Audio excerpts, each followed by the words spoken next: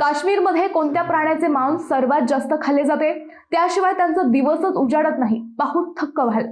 भारताच्या उत्तरेकडील काश्मीर हा प्रदेश आपल्या बर्फाच्छादित पर्वतांसाठी, पर्यटनासाठी आणि खास खाद्य संस्कृतीसाठी प्रसिद्ध आहे। काश्मीरमध्ये मांसाहाराचे प्रमाण खूप जास्त आहे। या प्रदेशात सर्वाधिक खाल्ले जाणारे मांस म्हणजे मेंढी आणि बोकडाचे मटण। काश्मीरमध्ये मटण म्हणजेच जेवण अशी ओळखच बनली आहे। मटण हा शब्द फ्रेंच शब्द माउंटन पासून बनला आहे, ज्याचा अर्थ मेंढी असा होतो। त्यामुळे काश्मीरी खाद्यपदार्थांमध्ये मेंढी किंवा बोकडाचे मटण महत्त्वाचे स्थान मिळवते।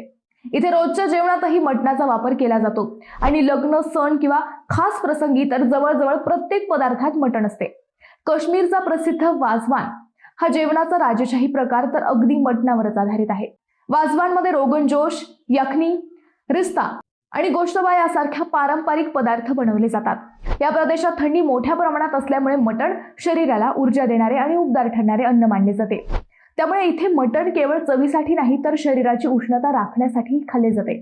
काही लोक चिकन आणि बीफही खातात, पण काश्मीरच्या थाळीमध्ये खऱ्या अर्थाने राज्य करणारा पदार्थ म्हणजे मटणच आहे।